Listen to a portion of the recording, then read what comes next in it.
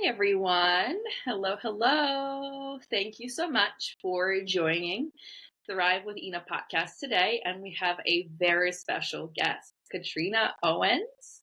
Katrina, welcome. Thank you. Thank you so much for having me. I'm honored to be chatting with you on your podcast today. I'm just so looking forward to this. Thank you so much for coming on. And for those of you who have been following our podcast, I know you are excited and you cannot wait to hear all about Katrina. Let me give you a little bit of intro. Katrina has a very special business. It is a PR firm, and you'll learn all about the details and ins and outs of how she got started, what is making her brand special, and how she helping other people to create special brands out there to create their dream lives. So Katrina owns a PR firm that's called Knockout Directive, and we're going to ask all kinds of really nitty-gritty questions today. So tell us a little bit about how you got started in your entrepreneurial journey. How did you begin this particular firm, and maybe some bits and pieces of your life before, if you had to pivot, or what brought you to where you are today? Yeah, it's been a journey. So I had a very long corporate career in marketing and public relations. It was about 10 years long, and I never actually thought that I would be a business owner. But I got to a point where I was working for a particular employer and it wasn't the right fit. I had my partner who is self-employed, and he was kind of my cheerleader or the instigator, you could call it, through the whole thing. And he kept kind of planting seeds where he'd say things like, what if you just like started your own business? Or what if you put the amount of like passion and effort and energy into your own clients and business? Like imagine what you could create. And I was like, yeah, like sounds great, but could never be me. And then it just got to a point where I could tell my mental health was suffering from feeling unaligned in my corporate life, in my work life. I'd lost a spark. I didn't feel excited about my future, or, I wasn't even like really planning for my future because I didn't think it was up to me. So there came a day when, I guess it's the breaking point. The day when you're like, enough is enough. I need to make a change. I can continue to live my life feeling bad, or I can step into the unknown and see what happens. So there was a day in my corporate job where I just decided I'm moving on from this. And I took the leap. I took a bit of a phased leap.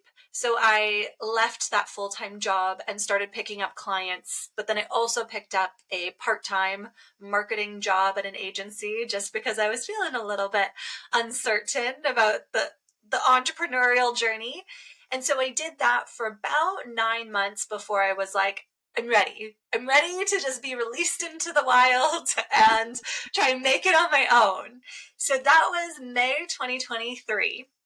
And so now that's just over a year later, and I'm like, yeah, this was what I was always meant to do. My business started off more like a traditional agency a year ago, but now it's evolved into really this interesting machine that services clients in an agency style if that's what they need. But I've also had the opportunity to coach business owners on their own branding and PR efforts. So I work primarily with personal brands, people that want to have podcasts or do more speaking engagements or build up an online community of people that are passionate about their work. So that's what I really focus on now, is these really exciting coaching programs that help business owners kind of seize the day when it comes to their personal brand and using public relations to grow their personal brand. So that's where we are right now, almost a year later. And I can't wait to see when we touch base on this in a year. Who knows what it will have transformed into? Yeah, that is interesting. You had such a non-linear path Yeah. to where you are now from where you ended your corporate career, or more like pivoted in the career path. I find that so fascinating that so many different entrepreneurs have such a similar Yeah. pivot point where they just say, I can't take this anymore. This is not working. And I don't want to be this person. I don't want to live this life. I want to be in charge of my own path, in charge of my own life. And I love that you actually took the leap of faith to put all of the passion that was burning on the back end, but not being appreciated or used in the right way in the corporate world, and put it into yourself. I coach people on that they are their own best investment. Yes, And that is 100%. something literally that you are embodying, you are living and breathing. And I love, love, love to see these success stories. I also love that a lot of people don't talk about what happens when you do pivot from certainty of income to taking a leap of faith into entrepreneurship. When we talk about this on podcasts, it may seem like all unicorns and rainbows. I quit my corporate job. It was so amazing. I started my business. Yay, living my best life. But we don't often talk about that little fear element. For us, it's big when we take that big change of consistency in a paycheck to having to be your own boss, to having to write your own paycheck, and not just for yourself, but for your staff, if you do have any.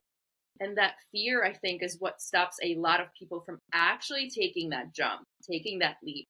Can you tell us a little bit about that fear? And I love that you elaborated a little bit about it, that you had a little buffer. You took a side job Yeah. to help you transition from burnout to a place where you can be clear headed and guiding yourself into a better way to run a business. Tell us how that Yeah. was for you.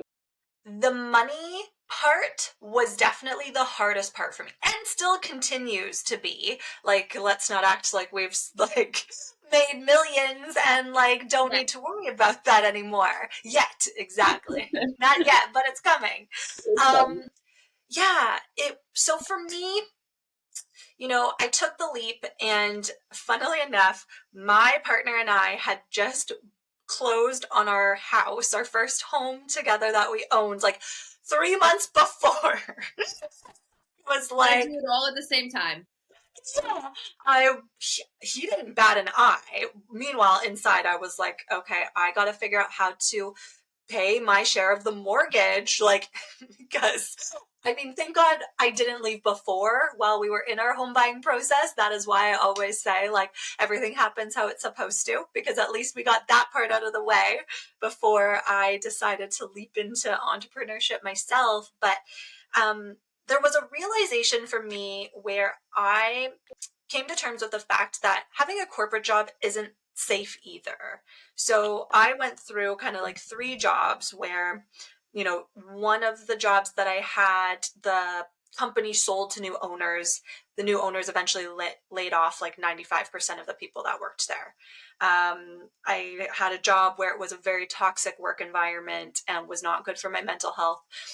So, that trade off, not great either. I worked for a company who had financial struggles themselves and had to make some adjustments to their team. So, all of those kind of things happened. And I was like, hey, actually, like, none of these options are safe and secure. We think they are, but the veil was kind of lifted on that for me. And I'm like, okay, I think at the end of the day, I can hustle for myself if things got to a place where they weren't great. I can hustle. I can like, at the end of the day, pick up another side job if I need to. But at the end of the day, I actually need to trust that I can continue to build this. And if I know that I'm staying true to my journey and living like my truth, that the the financial aspect, like, it'll come. And I still want to like hold on to it really tight sometimes. I actually just hired my first real employee. Yeah, big week for me. But that was like, I mean, even still, like, I'm good about it today, but talk to me in a couple hours, I might be, spiraling back down into this, like, okay, now I got to feed myself and somebody else. So those things never go away, but it's the constant like mindset of like, you got to learn how to talk yourself down from those spirals. And that's actually the biggest part of entrepreneurship, is managing your mindset. And I learned that early on. I knew my brain was going to be my worst enemy if I let it do the I let it run the show. So for me, it's been investing in support and mentorship from like basically day one of my business, and having people that will talk me off the ledge before I even get there. Yeah. The financial part is so hard, but there's no safe option. But it's like, what do you trust the most? I trust myself the most. So I'm sticking with that. Yeah, and that's important. That's why I used air quotes when I said that you left a safety of the corporate Mhm. job Yep. to move into the entrepreneurship space, because a lot of us think that corporate is safe. But then, if you actually do the numbers and are in a financial awareness of how corporate world operates, that it's not so actually safe, that most of the time it is a bigger gamble than you being self-employed. And it's very interesting how things align for different people in different times. And I love, love, love hearing your story. So how did you get started in PR in the beginning? Did you have a degree in PR? Is that something that you always wanted to do? Did you pivot sometime throughout your life? I, for example, know that my journey was nonlinear, and I've had way too many interests in my life, and I've pursued most of them, and I built several careers simultaneously until I actually found something that I really truly enjoyed. And I had to go through a few things. Like, first thing I did when I moved to the United States was fashion design. I wanted to be a fashion designer my entire life, and so I moved here. I went to school for fashion. I became a fashion designer. I worked in New York City, and then I realized that's not for me. I don't love it. My heart's not in it. My body's not in it. And my mind's not in it. And I pivoted many times. So I'm curious as to, was PR something you were passionate about your whole life, or did you have other passions? Did you pivot? Tell us all about that. Yeah, I grew up in a very small town outside of Toronto, Canada, like an hour outside of Toronto. And I, for a long time, didn't really know what I wanted to do. I eventually went to university here in Canada, and I studied communications. It took me a while to figure out what that actually was, but it was through like Sex in the City, Samantha Jones, watching The Hills on MTV, like all those little instances that showed like the very glamorous part of PR is what kind of like planted the seed in my head. Like, my parents were very I guess strict, for lack of a better word, on post-secondary education. So they were like, you got to go study something. So I'm like, okay, well, that looks glamorous. So let's pick that one. So that's how I kind of made that decision. And then I really enjoyed it. And through my university career, I really fell in love with the sports and entertainment industry. I loved going to like an NBA game and like seeing the environment and the entertainment that takes place at halftime and all those things. And I was like, I think that's what I want to do, like sports PR. So when I graduated, I really wanted to work like for the NFL or the NBA. And instead I landed in golf. And at the time, so golf has now had, and we will get to this because it all comes full circle, but golf now has had a bit of a resurgence. But 10 years ago, it wasn't as cool as it is right now. So I was like, okay, I'll take this internship in the golf industry here in Canada, and started to, ingrate myself within that industry. Spent a couple years working in that industry, really traditional sports PR. I was in contact with journalists like frequently throughout every single week, lining up press for the different tournaments that we were doing. And I really learned what sports PR looks like. So I did that for a couple of years, and then I was like 21, and I'm like, let me have like a summer off. Like, I had just moved out to the West Coast, so I live in Vancouver, Canada now. I was 21 years old, didn't know anybody here, and I wanted to like date and party and have the life of a 21-year-old. So to me, that meant I needed a more like traditional 9 to 5. And I just didn't love the golf industry. I didn't think it was a place where I was going to stay forever. That's very funny how things pan out. Um, Yeah, cannot imagine you. You're so vibrant and so much energy. Like, golf is just, to me personally, is just such yeah, a calm and serious and everybody's so serious. You can't, like, if you smile, you're banned. It was at a time, like I said, like now golf has become cool again, or maybe it's never been cool previously, but now it's cool. At the time, it was not. Like it wasn't. It was not what it is now. The fashion wasn't the same. Like none of the things. I remember like picking out my uniform, and I was like, "This is all they have for women's golf wear. Like this There's like sucks." three options. Yes, and they were all bad, and I was like, "This is brutal." Like, so anyway, so I eventually left, and I did a couple different careers. I worked for like real estate developers. I worked in commercial property management and retail. Um, I really loved marketing and developing brands, so I transitioned into a more like, I went from public relations to more like corporate marketing. So yeah, there were some PR opportunities sprinkled in, but it was mostly like, what does our campaign look like over the course of the year? What's a marketing budget look like? What are we investing in from an advertising perspective, partnership perspective? So I kind of did a bit of everything. Mm-hmm. Um, and then when I started my business, I thought that's kind of what I would continue to do. Like more holistic marketing is what I kind of launched my business as. I did not think I would work in PR. Like, honest to God, it was like the thought didn't even cross my mind. And I think PR is like this natural part of me because I treat it as authentic relationship building. So as I started getting comfortable in my business, I was naturally suggesting to the businesses I worked with, like, hey, you should consider doing some PR around this, or consider like doing some media outreach for this, or community relations, because all these things fall under like the PR umbrella. And then I was like, why don't small businesses understand what PR is? I was just going to ask you my next question, and you're answering before I even get there. Tell us, what is PR? Because it's such a buzzword for so many years, and Sex and the City did make it very, very, very buzzy. As a matter of fact, learned everything I know about life in America and New York from Sex and the City way before here. And Samantha is literally my spirit animal from Yes. any show, any character. And it just blows my mind how business owners don't actually know what that means. No, they don't. So the traditional, I do this one keynote presentation that has like has two slides showing like what we think PR is and what it actually is. So we think PR is like red carpets, cameras, the glamour. We think about like We wish. exactly the rich and the famous. We think about if a celebrity has some sort of scandal. We think about the publicist putting up the storylines and like they're on their phone aggressively talking to whatever news outlet they're trying to get in touch with.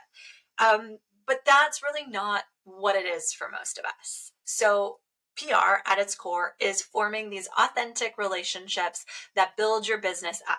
So I look at PR as like 5 kind of different pillars. So media relations, which is like pitching yourself to get on TV, featured in interviews, all of that. That's just one.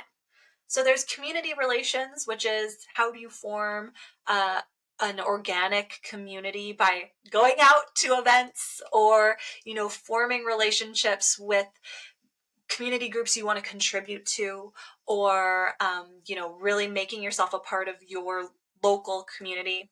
There's influencer relations, which to me is not like the Kim Kardashian influencer relations.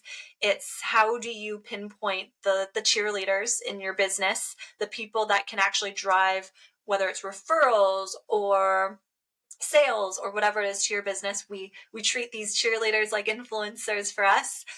There's client relations, like how we manage our relationships with the people that pay our bills and how we continue to nurture those. And then industry relations. So whatever industry you're in, there's so many opportunities to build yourself up as an authority in your space. You can cross promote yourself across industries. So if you are a hairstylist, maybe there's an opportunity for you to cross over to like be the go-to hairstylist for like realtors, real estate agents. So it's like, how do you cross the boundaries in your industry? So PR is so much more than just like pitching yourself to get in the newspaper. It's actually like far more effective than doing that thing.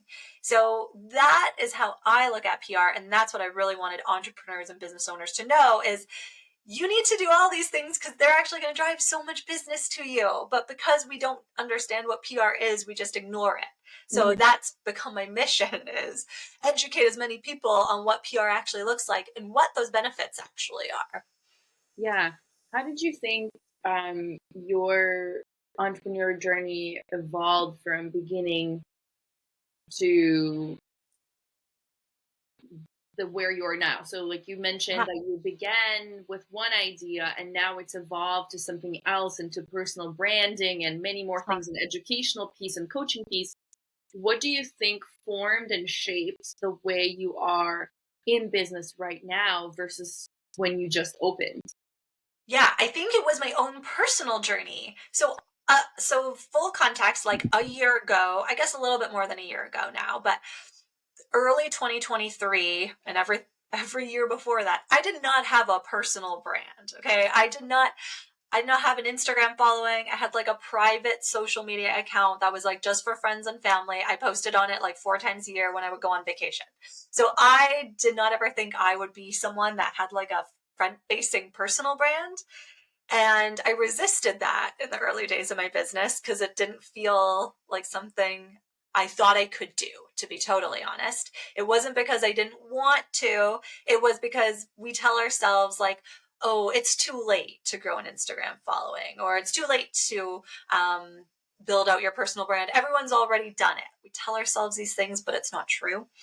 And so I think for me, naturally, I started to develop this brand. It was unintentional in the beginning. I just kind of did what I was doing, going out, getting business, forming relationships, talking to people. And then I was like, wait a sec. I got to put some strategy behind this because there's something there. And so through my own journey, getting really clear on my personal brand and using public relations to grow my own business, I was like, oh my gosh, other people need to do this. Like there's a formula here. It's not that hard and it's actually really fun. Like when you have a personal brand that you're like really excited about and like passionate about growing, it just becomes fun. Like it's fun right now to be chatting with you. It's fun right now to like, after this, I'll go write an article, or actually I have an article to review for one of my clients. Like that's fun. People writing about you, sharing your story. How cool. So I wanted more people to experience the fun part of growing their business because it's not too late. Like there's still so much opportunity to grow and create these fun personal brands and businesses. 100%. And I think if people think that it's maybe too late because they've been in the business for a long time, it's never ever too late to start, to begin. And most people don't realize that once you get your actual brand out there and people can see what your brand is and what it represents and how they can relate, it's like you said, it becomes more of a personable and fun experience for the business owner. And one thing that I coach my clients on is that they feel very lonely and isolated in their entrepreneurial journeys. And we all can relate to that when we're solopreneurs or have a very small team versus having a large corporate group of people to work for us. It can get lonely. But when you have a brand that you're growing and you're using PR in a smart, strategic way, the loneliness part isn't so strong and prominent because you have the connections and creations that you've put your efforts into. You have these relationships, and that is the fun part about being a business owner. It's not about being a hermit crab, just living in your office trying to run a business of some kind. It is about having fun in maybe having that hermit crab part of your day, not being so lonely because you have a community that you created. So that's really, really what I can relate to you on, because I've struggled and muscled through business for a long time until I realized how important it was to grow the personal brand. And I started doing that and then just started creating these genuine connections, and having a podcast really contributed to that.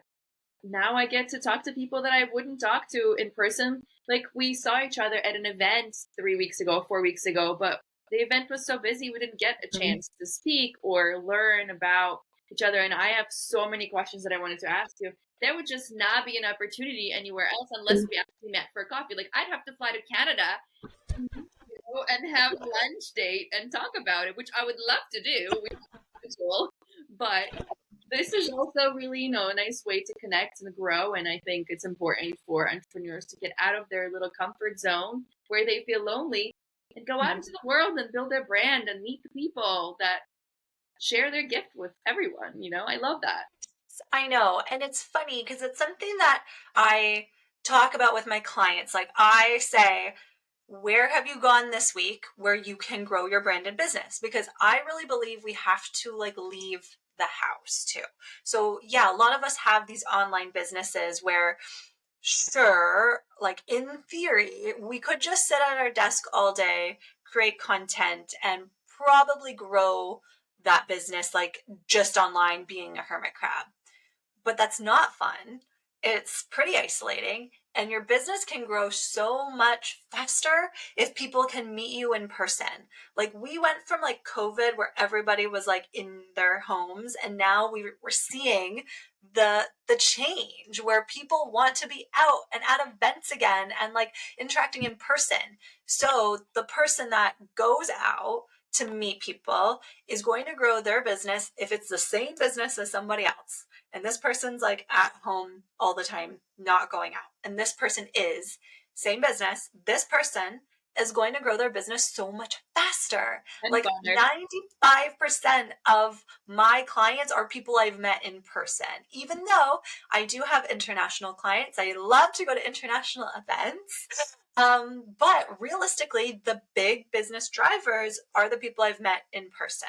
And I really believe in that. And I think people are missing a major opportunity if they just choose to stay in the four walls of their home. And like, where's the fun in that? Exactly. I mean, you have to get out. I could totally relate back to when we were on COVID lockdown because I've just had COVID for I don't know how fifth time, maybe sixth time. And this whole week I sat at home and I am the person that has been getting out consistently, sometimes a little bit too much. So this week was really nice. I got to actually sit at home and strategize things that I have been putting off. So Mm. there's got to be a balance in it. And Yes. I last week I was out every single day. And then this week I was in every single day. So that felt like balance for me in 2 weeks. I got to strategize. I got to create social media. I got to have online meetings with people that I wouldn't been able to see otherwise. So that's really kind of cool. But tell us a little bit about what your favorite part about your business now is.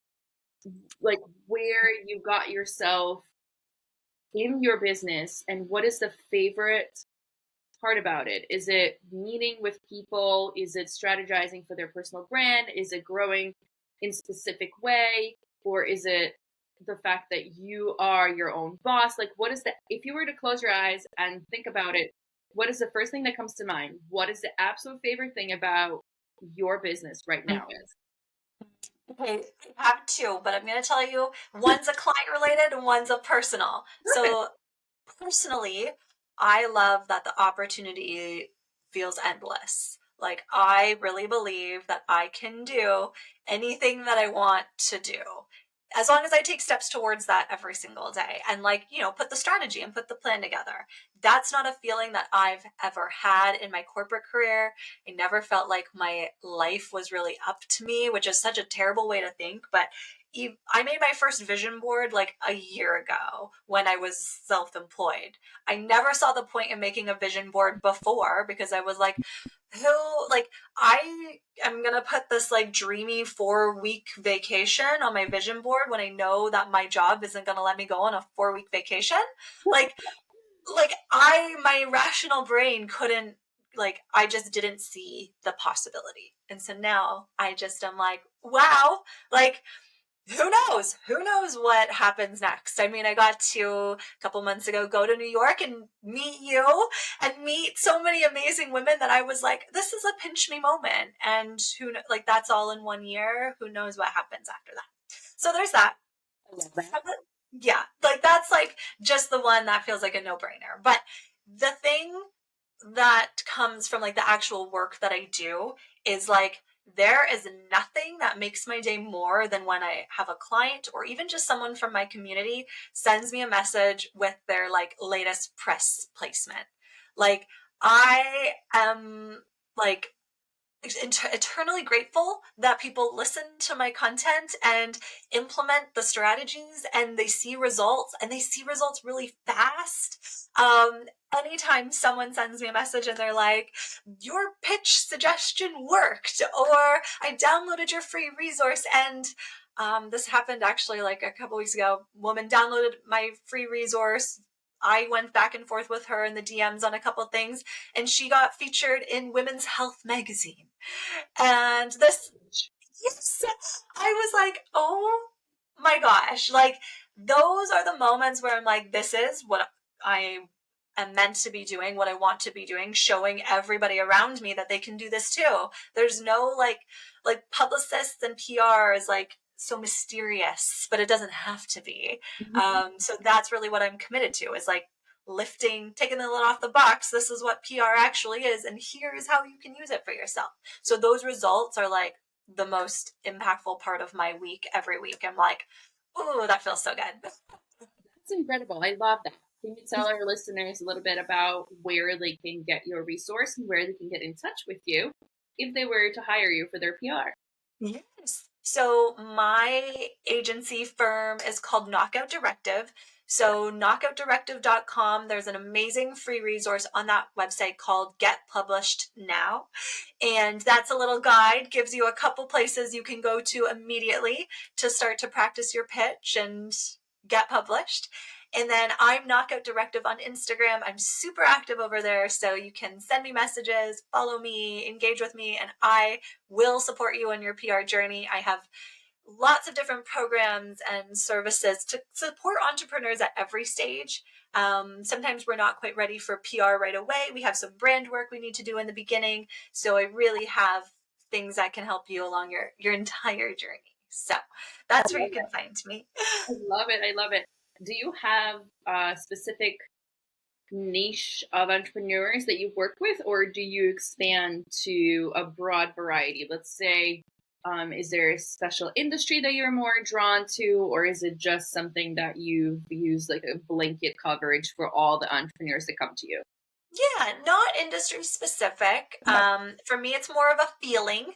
It's usually an entrepreneur in their first 5 years of business. Not always, but that does seem to be who comes to me most frequently now. And I think that that's who I've really tailored a lot of my most recent programs to. Mostly women, women that feel excited about all of the possibilities available to them. And at the end of the day, women that want to feel famous. Because, like, famous to me is a feeling. Like, if you decide, I want to feel famous, you can go, like, we can make that happen. No one else can tell you. In this internet age, anyone can claim to be famous. So, claim it for yourself. So, really working with people that are excited about that, want to go on more stages, want to go on more podcasts, or just like, yeah, really want to like put down the sunroof and like just experience everything that there is out there for their personal brand. So yeah, it's a feeling. It's like you gotta like feel it, and then you're probably my person. I love that. I love that. Hire Knockout Directive and feel famous, because why not? Like everybody else is doing it, so why not you? Exactly. I love that. So love that. How do you choose where to place your clients? Like when you have a client that comes to you for PR and you have to make a strategy for them to grow their brand. Do you have a blueprint? Do you have a formula? You don't have to disclose it to us, obviously. But like, how do you play the game of, okay, this client will be best in Health magazine, or this client will be best in whatever else publication, how do you pick your placements? I guess that's the question without giving out too much. Yeah, it all comes from strategy. So I think this is where my corporate marketing background actually really comes into play. So every client I work with, regardless of where they're at in their business, we like strip it down to the basics first. So who is the ideal client? What are the goals? And what really are your like key differentiators and unique position? And then based on like those really like baseline business brand principles, we decide what the best press avenues are for that person. So it's really rooted in strategy. We're not just like, hey, that one looks fun, let's pursue that. And the most important thing for me is that my clients do see results. Mm-hmm. So while, yeah, we can get in women's health if we want to, I don't like to make that seem like it's so easy, because it can be challenging, and it does take a little bit of understanding of what you should be saying, how your pitch is formulated. So I have a lot of different resources and templates that I provide in my program that people can use. But it really comes down to like, okay, where are you at in your business? What are all of these key pieces of, your marketing plan? And then how do we use PR to make those things happen? So there's like some very traditional, like business marketing elements within that, because I think those things are important. And then, yeah, how do we pick accessible targets to be able to like get some press coverage under our belt? And then we can like go bigger and bigger with each one. But a lot of the time for most of us, we need to start a bit smaller. And that's how we build up our confidence. That's how we build our pitching muscle too. Knowing like, I created a pitch that actually got me featured in a smaller publication. Now we can build off that and then aim a bit higher each time. So I like to make things as accessible and like, results driven as possible. Because if you just like pitch the big magazines all the time and don't see any results, that's going to be really hard on the confidence, and you're going to stop really quickly because you'll probably just give up. And we don't give up in my world. So Yeah. yeah, that's kind of what that process looks like. That's incredible. I love that. That's getting my wheels turning for sure. For Mm, sure. I have a love few, it. yeah, I have a few clients who definitely need the help of a professional um, Okay. that would help them, because a lot of people feel discouraged reaching Yes. out to different media outlets. I'm sure the media outlets receive many, many, many, many applications per Yeah. hour. And so, as a small business owner, you have so many different things on your plate that you need to learn to delegate. And Yes. you need to hire out for certain things that you need to delegate. And Yes. I remember in my early days of opening a business, I was thinking of how can I get published? How can I get my business out there? And because my first business was located in a very small town, I actually didn't have to pitch. I didn't have to reach out, and Mm. publications would come to me, which was great. I was not really struggling in that department. And every Yeah. time I would add another addition to a business of mine, I would have a publication reach out and ask me to get featured again. I'd be like, "Whoa, this is easy. I don't have to So reach." good. So for me, it works because of the location of Yeah. the business. But if you're located in a bigger space, a bigger town where publications don't really reach out, that is very challenging. And I love what you're doing. I love all the work you do, and I love all your social media things. And I love that we met, and I love that I had you on the podcast today. No, I love it so much, and I hope I will be back to the East Coast sooner rather than later, and then we can, have a longer conversation and hang out. Yes, hopefully we'll make a day of it as well. Yes. Thank you so much again for answering all of these questions. And thank you so much for coming on to Thrive Within a Podcast. I cannot wait to share all of this with our listeners. And before we log off, is there something that you would give as an advice to someone who is just starting out in business? Maybe a perspective that you've learned along the way as a business owner, or maybe a perspective that you've learned along the way as a business supporter. The biggest piece of advice is don't feel like you need to do it alone. Like, find a business coach, find a business mentor, find a program that will support you, because for me, having someone that I can like text or call at any moment when I'm like on the verge of having a breakdown about whatever it is, you got to have those supports in place. And like that makes those moments so much easier to work through. So for any new entrepreneur, even an entrepreneur at any stage, I think you need to find the support that works for you and that you can lean on. And like that was one of the first things I did in my business. And I can't even actually imagine running my business without having like a mentor or a coach or consultant alongside me. So the investment in support, whatever it is worth it. I mean, do your research, find the person that is the right fit for you, but that investment will pay off and it will help you scale and generate more revenue. You have to believe that that's going to work, but it will. I second that. I spent many years without a coach or a mentor trying to run my businesses. And I have to say, since I have been mentored and coached, the business has grown so much more than it was taking years without mentorship. So I 100% wholeheartedly agree. And I love that message. And thank you again so much for sharing it. I can't wait to share all of this with our listeners. Thank you again for coming on to Thrive with Ina podcast. Guys, if you haven't shared this podcast, please share it in your stories. We will really appreciate it, and tag both Thrive with Ina and Knockout Directive. Yep, can't wait. Can connect with me online. I can't wait to see everybody else's brands come to life online. So exciting for me. Thanks so much, Katrina. Looking forward to speaking to you soon. Thanks, Ina. Bye.